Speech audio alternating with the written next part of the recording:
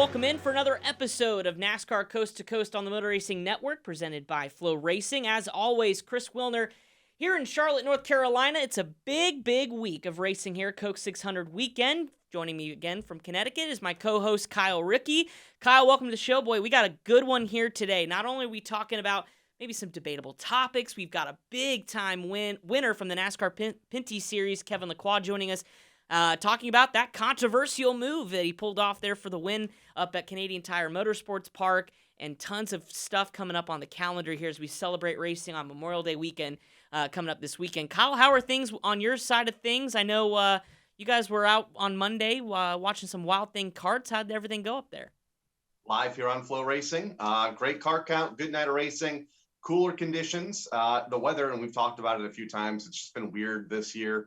95 degrees on Sunday, and then we barely hit the 70s on Monday with no humidity, but great racing. Going to be, a great summer of Monday night Wild Thing karts. A lot of families involved, a lot of young kids getting involved. Our 5 to 7 year old class is as big as it's ever been. So that bodes well for the future, as they say, both for the senior outlaws and the junior outlaws on Monday night, and then ultimately our Friday night program. Yeah, and as you mentioned, it's all on Flow Racing, which is spectacular. I only wish when I was a kid running karts, for the first time, that I would have had that kind of exposure, places, that my family that didn't live, in the state of Indiana where I grew up could watch. So pretty cool stuff, awesome stuff that you guys are doing up there at Stafford. We'll just get right into the show. And we're going to start it off with our top 7 winners of the week. And obviously we can't cover everything, or else the show will be about 8 hours long with the amount of racing that you can get on the NASCAR route side of things. But let's start off, though, with the ground pounders, as we call them, the NASCAR Whelen Modified Tour. I think my top 7, and the number 1 winner is got to be Doug Coby, going 2 for 2 as the substitute role for Jimmy Blewett, who was taking care of his daughter. I know she's out of the hospital, but still kind of keeping an eye off of her. So Tommy Baldwin has Doug Coby hot shoe in his seat in that 7 New York, and he did it again, and in pretty dominant fashion, too, as well, as he kind of had to manage his tires and ultimately got the best of the rest of the field. He did, and everybody thought it was going to be Matt Hirschman because Matt was in the field and that he was going to manage his tires, something that he is well known for over the last half decade or so when it comes to these bigger races. And then Doug climbed out of the car in victory lane, and the first thing he said is, you know what? I can manage my tires too. And that's exactly what he did. It was a great win, 2 in a row now for him and Tommy Baldwin Jr. And it'd be cool to see Doug jump back in the Tour full time. Obviously, he'd have to piece rides together. I believe Jimmy probably coming back this weekend at Jennerstown. So, but yeah, he has all the momentum on his side right now. Justin Bonsignor continues to struggle. Great race, though, for the Modifieds. Number 2 winner has to be the drama we saw on Flow Racing from the NASCAR Pinty Series. Kevin Lacroix getting his win, the first one of the year. On the road course, last lap, last corner, I'm just going to say dump and run on Gary Clutt. We'll let you folks at home maybe go rewatch the replay on Flow Racing, but definitely a finish that will be talked about in that series for a while, but he picked up the win and leaves CTMP with the points championship after 2 rounds. Yeah, Gary Clute had to lead at the white flag, but Kevin reeled him in after dominating the event early on. He had a 20-second lead at one point, a 12-second lead, I think, at one point when the caution came out to line the cars up. The first of 2 overtime attempts for the NASCAR Pinty Series. But, Kevin made his move. It was an aggressive move, needless to say, but it was enough to get the job done, put him in victory lane, off to a good start with 2 top 5 finishes in the first 2 races now for Kevin Lacroix. And we'll get to talk to Kevin here in just a little bit on the show about that move and maybe what he saw from his vantage point and maybe possibly some repercussions from Gary Clute coming up maybe later this year. Number 3 big winner, Carson Kvapil. Again, points leader in the Cars Tour late model stock division. They had to burn the midnight, make that 3 a.m. oil out there at Franklin County. All sorts of issues when it came to weather, when it came to track, absolutely just falling apart. But he got the big win for Junior Motorsports again and continues to build his points lead. One of the, and he's being highly touted when the legend Josh Berry is tweeting about, told you so, Carson Kvapil's the real deal. turned 19 at the stroke of midnight, and I think won the race, what, two and a half hours Something like that. later-ish, Happy birthday. roughly. At that point, it didn't matter. Just get it done before, I think they wanted to get it done before church, I Yes. think is what they were hoping to do. But a great run, a great win, obviously, and we'll talk more about it in a little bit, but he was in the right place at the right time for one of those late race incidents where he was able to avoid it and take the checkered flag. Ryan Moore got the pro late model win out there at Franklin, so he's got to be my number 4 because you can't have one winner from cars and not the other. And he put on a good show too as well. Last lap battle with Luke Fenhouse. Yeah, exactly. Probably the finish of the year for the Cars Tour at this point. So not too bad. The races were good, just unfortunately the scenario out at Franklin, but we'll get into that too. In a little bit. How about Lane Riggs, though? My winner number 5 from South Boston swept the features out there. 7th win of the year, and I think he's pulling away now from Peyton Sellers in the National Advanced Auto Parts NASCAR Weekly Championship standings. Can anybody stop this guy at South Boston? No, and I think what's on South Boston's side right now is, one, the competition is good, and 2, the fields are big. 18 cars, started both of the feature events last week, so he was able to double down on both track points and national points, pick up 2 wins. That goes a long way in a run for the national championship. And I think that's why we see so many national champions for the NASCAR Advanced Auto Parts Series come out of South Boston Speedway. And we haven't forgot about you folks on the West Coast. The SRL Southwest Tour was in action at Irwindale. And how about Jacob Gomes? 3rd race win in a row, his first out at Irwindale, continuing to show why he's one of the best on the West Coast. Kyle, we talk about it. Now we just needed to get him come back a little bit more on the East Coast side, see what he could do against some of these ringers up in the Northeast. Wasn't easy for him at Irwindale. Jeremy Doss, another West Coast legend, right there, hot on his hip there in the closing laps. But another great race, and he was able to pick up the win, as you mentioned, 3 in a row for Jacob Gomes. And my 7th and final winner for the weekend has got to be a special feel-good story for Bobby Timmons, who won the 350 Super Late Model race out at Hudson, an emotional Victory Lane interview that many of you watched, honoring his friend Jeremy DeClorsey, who passed away back in December, Kyle. And anytime you lose a friend and you go out and you win and dedicate to a win to someone like that, that's got to be super special and really, really a good heartfelt moment in Victory Lane. An emotional interview. He cried. He swore. He did everything. All in about a minute. Yeah. Every type of emotion you can possibly find. But good for Bobby Timmons, who has been strong in super modifieds at his family for decades up here in the Northeast. And Bobby able to take the checkered flag at Hudson. Jeremy, a good friend. In fact, Jeremy made his debut in the super modified a year ago this weekend, I believe. And unfortunately, we lost him back in December, and the entire super modified community continues to remember Jeremy, as did Bobby in Victory Lane the other day. Bobby did it the best way he could, and that was picking up the checkered flag. So that was our NASCAR Coast to Coast top 7 of last week. And so we'll go on to our second segment here, Kyle, before we visit with Kevin Lacroix and the NASCAR Pinty Series winner. Go or no go? Thought up of a couple debatable topics we can get after it. So put on those boxing gloves. We'll see what we could do. The first topic is going to be, in fitting, last weekend's NASCAR Cup Series All-Star Race. We traditionally have this event once a year, non-points paying, going for $1 million. Could we see something like this for the late models or the modifieds? A one-race, non-points, non-sanctioned, but big purse event that maybe we could twist up the format a little bit and have some fun with it. You think we could pull that off? I don't know. That didn't sound promising.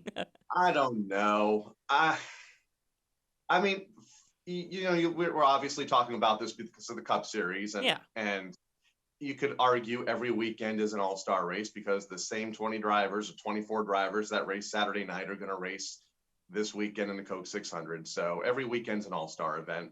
They just, wrecked more. For super late models and late models, you'd have to get all the big guns from the region to make it work. I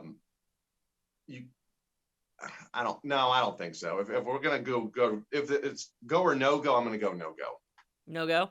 I'm gonna say go, but with stipulations. Obviously, that's what I don't like. I hate stipulations. I know. They're not fun, but I'm giving it a chance because I feel like if you come up with the right format and maybe you have a bracket style event or something like that where you have each region represented, where each region sends 5 drivers, 5 teams, and you're on a team with your region and you race and I don't know, again, I'm spitballing ideas, but there is a way to do it. But again, it's tough because on the NASCAR side of things, like you mentioned, you have the same teams that race every weekend. So you have 20 guys that are locked in. The other 16 have to race, for 3 spots to get into the race. On the, late model and super late model side of things, you've got hundreds and hundreds of racers and at least 24 or more top talents that could certainly be all-stars. And so you got to really figure out, well, how are we going to include and give everybody a shot? So again, I'll say go because I'm an optimistic person. I'm going to say with stipulations though if we come up with a good format. So we'll leave it at that. How about this? Running the show past midnight, and I'm looking at you, Cars Tour. I think everything that could have went wrong. The track was falling apart. You had drivers that, first of all, Franklin County has a curfew. They went ahead and waived it and said, as long as we run the race before church. I don't know if I like this idea. You got a lot of kids racing, you got a lot of older people racing, you got a lot of fans that want to see a show but didn't bring a sleeping bag. So how do you feel about series or tracks deciding, let's just run the show, I don't care how late it is? When do you, and again, it's a unique situation.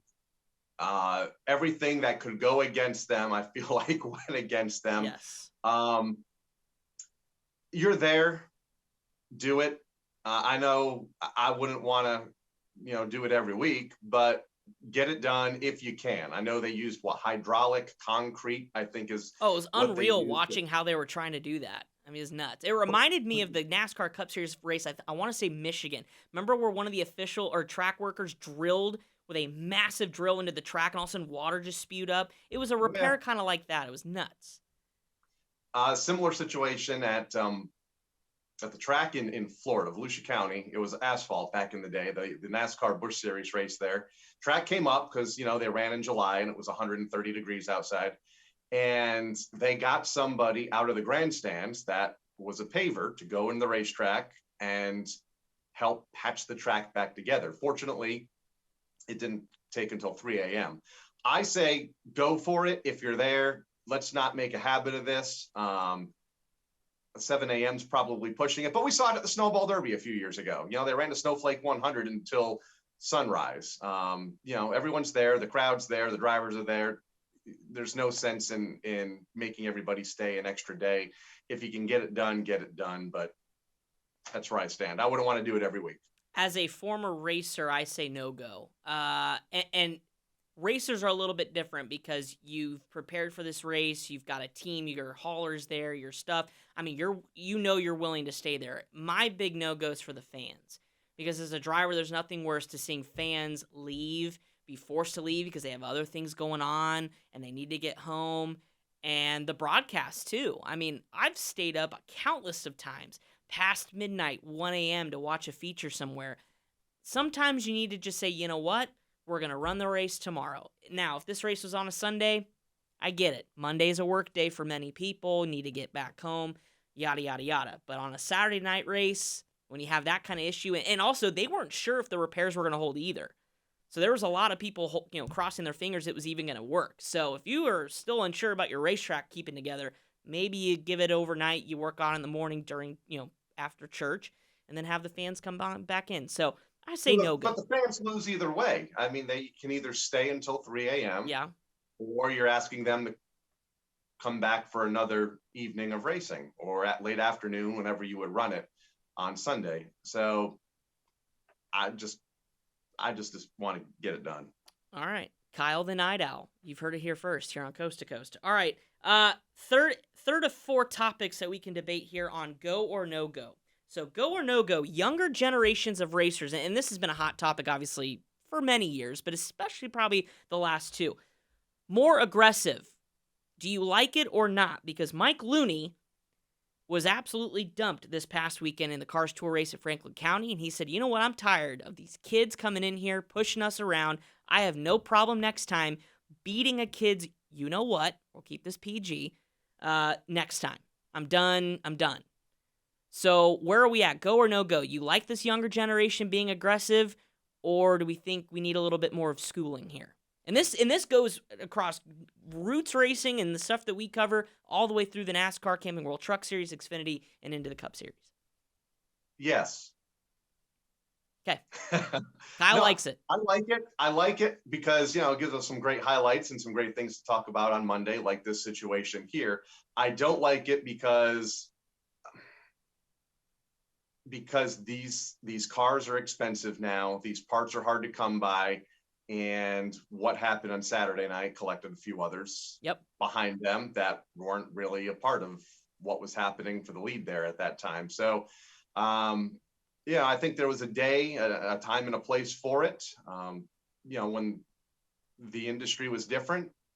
Right now, we debate this at Stafford here on Friday nights. It's like, what's acceptable, what's not, and if we're tearing stuff up every week, it ultimately hurts everybody. We're not going to have any cars left by July, and then the fans aren't going to come, and everyone, but as far as the highlights on Monday, it's great. I love it as a promoter. As long as we're not tearing stuff up, I'm okay with it. But it's hard now because all these instances tear stuff up. It's hard to be aggressive and put on a show, which I get. I'm just like any other race fan when I'm not at a racetrack or affiliated with a team or racing myself. I love that stuff. But at the end of the day, you made a good point. A lot of these young drivers coming in maybe never ran their own equipment. They don't need to worry about it. And they don't fix it themselves. Correct. Like, I ran for my family. So I was super conscious on what was happening to my race car because I knew as soon as I did something stupid and tore something up, I knew I was going to have to pay for it. I wasn't somebody that just said, we'll see you next week and went home and made the team fix it. So go or no go, I'm going to say no go because I think we passed that line of aggression versus the bump and runs and things like that to flat out wrecking people for wins. And that to me is not okay.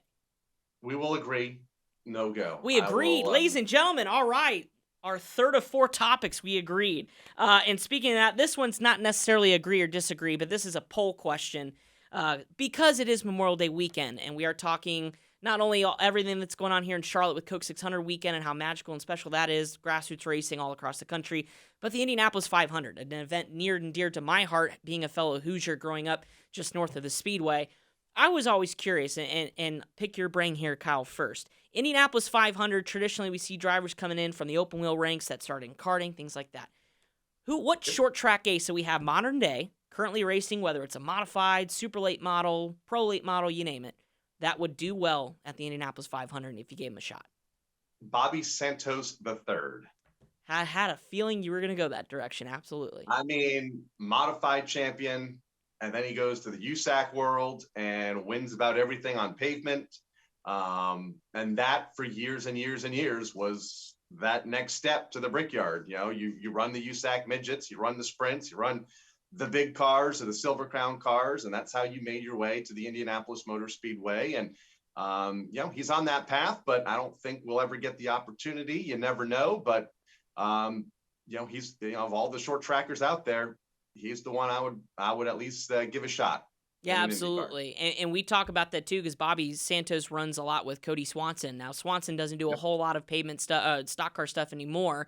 He did for a little bit, strictly pretty much an open wheel guy. But again, another driver who, like Bobby's, starting to get up there in age, but is literally won everything and has so many records, but never got an opportunity. And each and every year it's a topic. Why doesn't anybody give him an opportunity? I did get to run, I think it was a kind of like what was a Star Mazda. It's newly named different the last year or two out at IRP. So has gotten some opportunities, but still nothing from IndyCar. So I would say Cody Swanson if we're going to do that. But if we're going to go strictly to what we cover in short track racing, I'm going to go out on a limb and say big money Matt Hirschman. Because IndyCar and the Indy 500 is a big money race. Maybe not so much tire management, although it is playing a factor in there. It is a strategy race, and I think Matt Hirschman has figured out strategy no matter what track he goes to. So give me Matt Hirschman. Let me see if he can live up to the name Big Money and take home probably the biggest check anybody could get in racing, and that's the Indy 500 check. So we got 2 modified guys going to the Brickyard. I like it. Love it. Let's make it happen. All right. Well, that does it for that segment. If you like what we're doing here, tweet at us, Kyle Ricky, Chris Wilner26, MRN and NASCAR Coast to Coast. Let us know if there's a debatable topic that we could talk about next week, because I'd be curious, especially after we see what happens this weekend in racing. I'm sure there's going to be loads to talk about on next week's episode. So let us know what you'd like to debate here on the show. But with that, it's time to welcome in our guest who picked up the big checkered flag, and obviously we mentioned it, is going to talk about that big move, the old bump and run at the end of CTMP for the NASCAR Pinty Series. That is Kevin Lacroix. He's on the phone. Coming up next here on NASCAR Coast to Coast, presented by Flow Racing. You're watching NASCAR Coast to Coast, presented by Flow Racing, the new home of NASCAR Roots. Catch the Wheel and Modified Tour, ARC Menard Series, Pinty's, and NASCAR Weekly Tour races all season long on flowracing.com. Subscribe today. And welcome back to NASCAR Coast to Coast, presented by Flow Racing. As promised, we have your big winner from the NASCAR Pinty Series round number 2 at CTMP. It is Kevin Lacroix, driver of the number 74 Lacroix tuning machine. Kevin, congratulations. We just talked off the air how big this is to get back to the top step of the podium here early on in the season, but you did it in dramatic fashion. Walk us through that final lap battle there with Gary and what ultimately led to the move that you made there in that final corner. Well, let's first of all, it's not something that we like to do, finding new enemies on track like this, for sure. I've been there before. For sure, Gary is going to be upset and looking forward to another revenge or something. But from my point of view, it was a dominant race. We led, once by 20 seconds lead, and then I got spun out by Gary's father, in corner 1, I bent my front wheels, the toe, and then on the rain found myself able to build another 12-second lead. And then there's another driver, caused the yellow after the race. 4 laps before the end. And I heard that he said he did it on purpose. So I felt like a bit frustrated at that point, honestly, because I worked so hard all day. And and the track was drying up. On the wet, we're having damaged front wheels. It's not so bad because anyways on the wet it's never always slippery. But when the track is dry, you need the full capacity of your car. And I thought I was having to fight with a weaker car. I was not really happy about it. And then Gary was because of that, Gary was way faster than me. He got around on the restart, and I was kind of disappointed accepting my second place or maybe falling back further back, but then I was surprised. We went through the white flag, and he started to slow down, be all over the place, and maybe he was being nervous or something. So he crumbled under pressure, and in the last few corners, he really was everywhere on the track, middle, inside, outside. So I really tried to find my way around. And from my point of view, it's if you cannot make your last lap your best lap, you don't belong there. So I think I deserved the win, and I did everything I could to get it. While you were battling with Gary for the win, how concerned were you about Alex closing in from behind in third, trying to make it a 3-way run for the win? Initially, I was really concerned, honestly. When I look at the videos afterwards, he was kind of a little bit further back.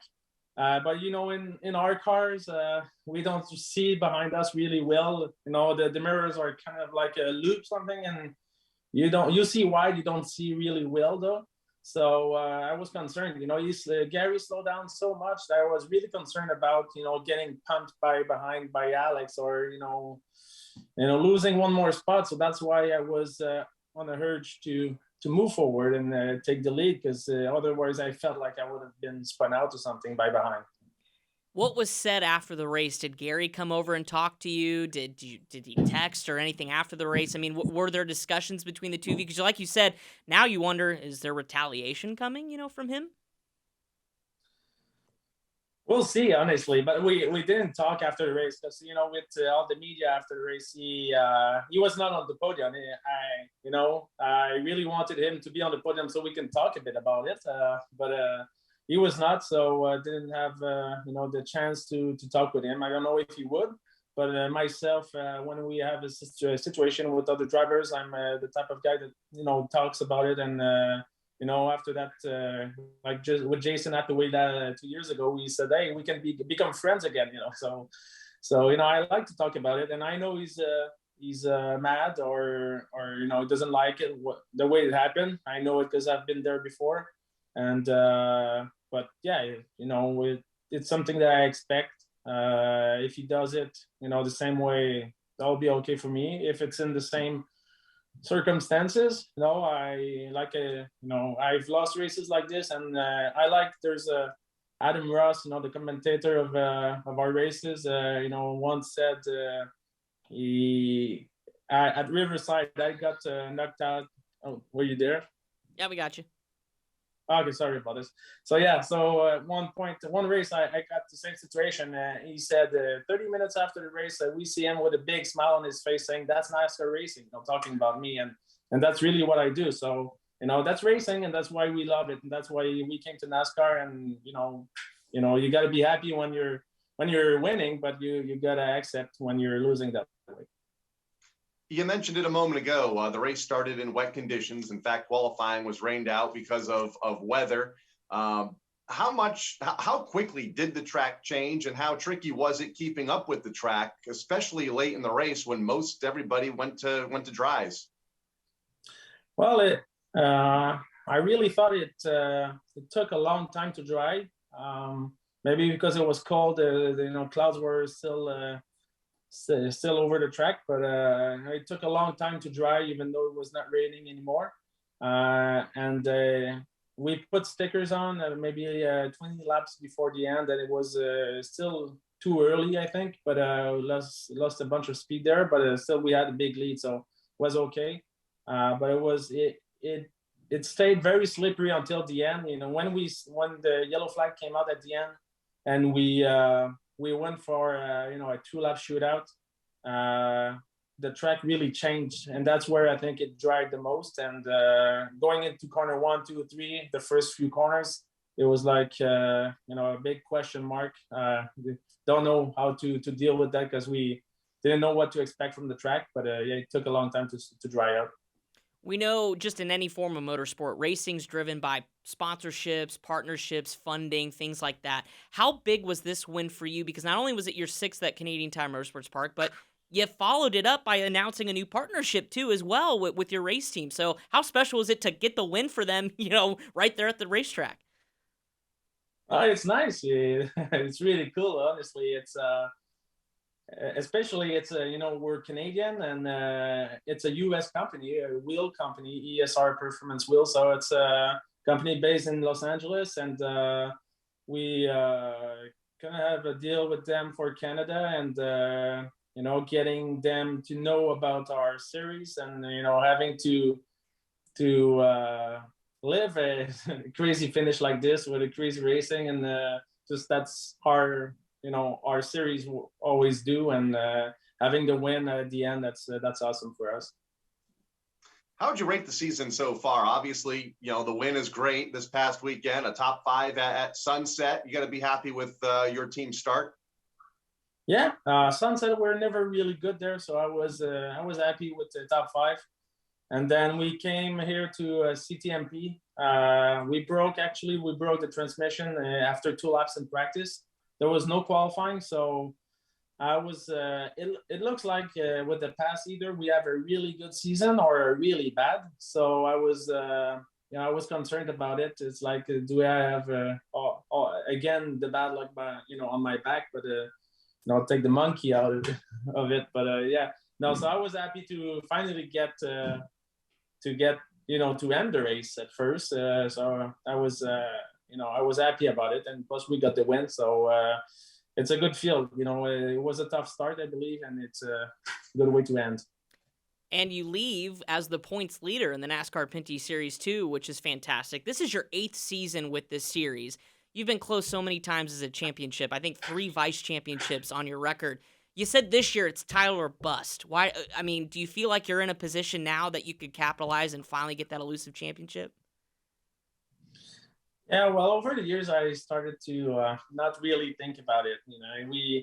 since our second season, we were a contender for the championship, and we always had issues at some point during the season, or bad lucks, or you know, it, things. You know, sometimes things are difficult to accept, and when you have expectations, so we just go race by race, one race at a time, try to get the wins, and at the end, if we're running for a championship, that's fine. If we're not, it's just we're having fun, and that's what important, because there's so many good drivers in the series, and we saw it also at CTMP. Ranger had a problem, LP Dumoulin had a problem, and a lot of good drivers.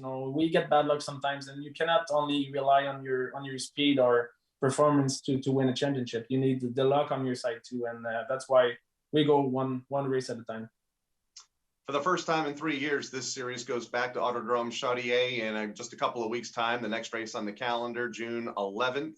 You finished second there the last time out 3 years ago. Seems like forever ago. It was a much different world back then. You excited to get back to that tight quarter-mile oval here in a couple of weeks? Actually not. It's another difficult track for me. Last time I finished second, it was just... I believe it was just a little bit of luck, because we got on the right lane. On short tracks, sometimes if you're not on the right lane, you can keep moving backward, and sometimes you can keep moving forward. So we got at the right lane at the right moment. We kept moving forward, and then the race was canceled because of rain. So that was not particularly fast there. So it was just maybe a lucky race.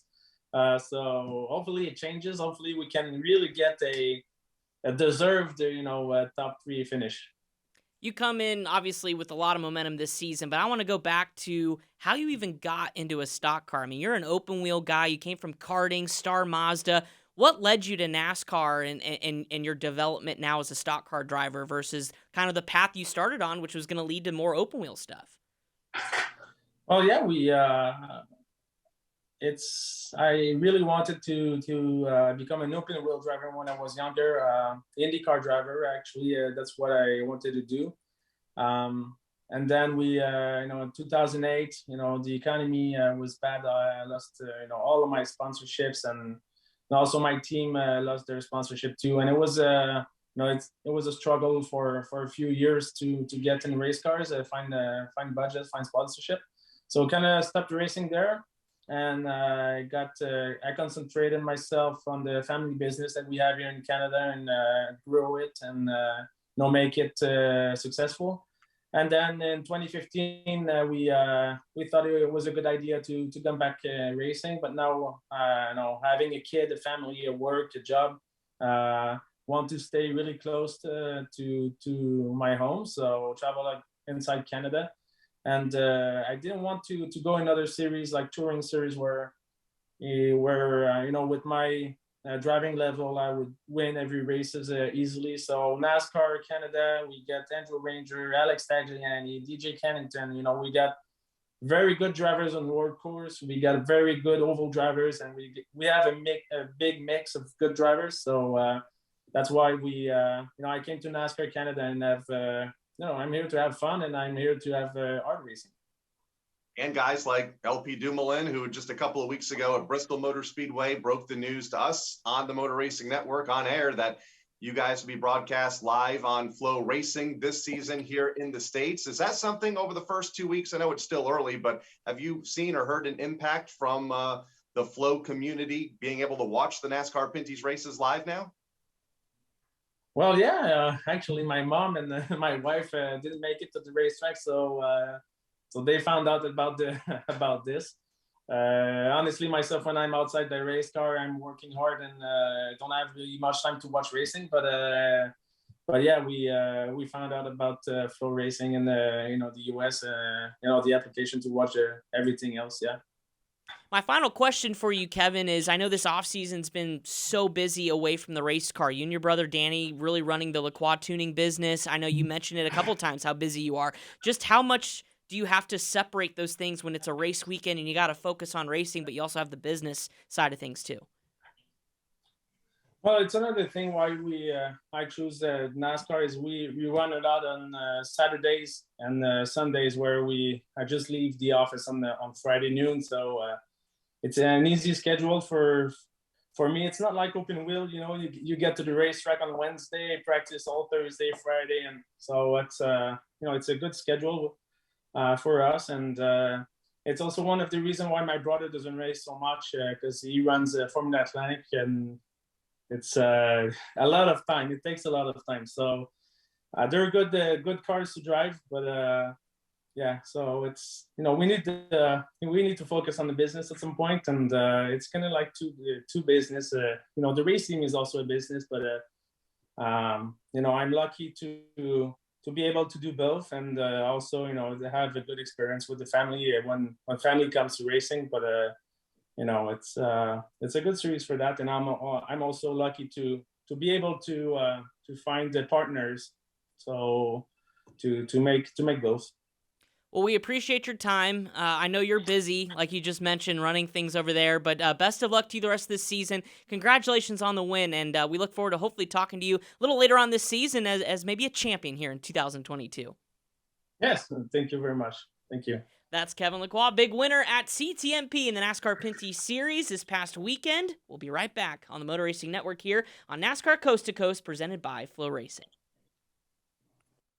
You're watching NASCAR Coast to Coast, presented by Flow Racing, the new home of NASCAR Roots. Catch the Wheel and Modified Tour, ARC Menard Series, Pinty's, and NASCAR Weekly Tour races all season long on flowracing.com. Subscribe today. Welcome back to NASCAR Coast to Coast, presented by Flow Racing. Just heard from the big winner of CTMP this past weekend for the NASCAR Pinty Series, Kevin Lacroix. Kyle, always a pleasure to visit with some of our Pinty Series drivers, and what a way to start 2022, the first real full season that this series has had in the last couple years due to COVID, and boy, what a way to really start the season, as I mentioned, with this dramatic finish, and you could tell just how pumped he was to pick up the win this past weekend. Yeah, a couple of great races to open the season at Sunset 2 weeks ago, and at Canadian Tire Motorsports Park this past weekend. A good field of cars.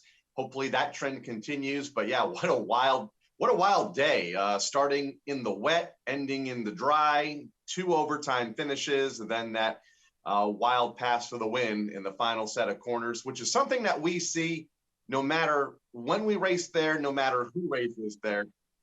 I feel like the Truck Series, what did we run there? 5 times? Yeah.